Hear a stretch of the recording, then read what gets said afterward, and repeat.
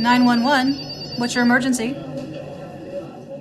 So in this job, it's not really what happened there that's an interesting story, but sort of what was going on in the guy's life.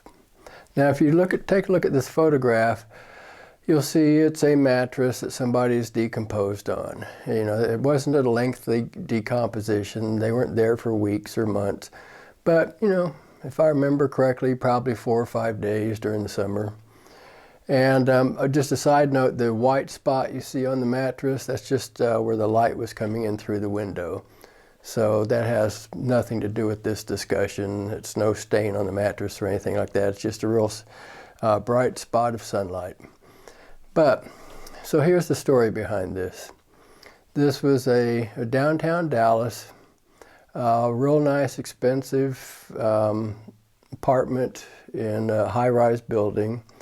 All original wood floors, that type thing, you know, where they have the old building and they go in and renovate them and make new lofts out of them.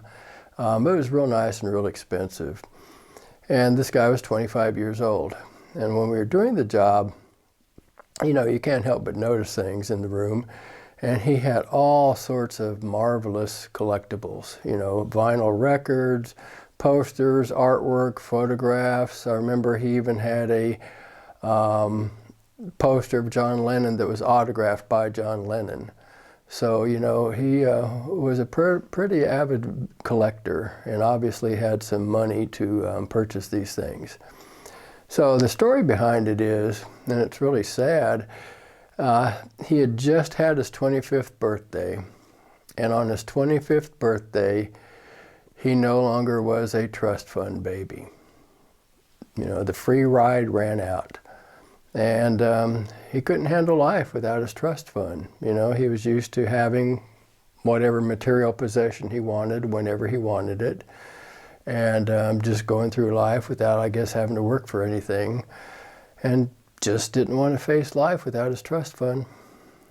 You know, and it's really sad because whoever set that trust fund up for him probably thought they were doing the right thing. You know, he wouldn't have any financial worries as he grew up and he got through college. And then once he graduated college and he was ready to get out there and make his mark in the world, he would no longer need the trust fund, probably, in theory, my guess, something like that. And, you know, they thought they were doing something really helpful for him. And they didn't realize it would ultimately lead to his suicide.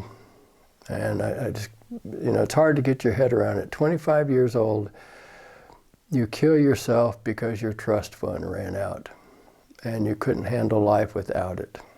That's just sad and pathetic.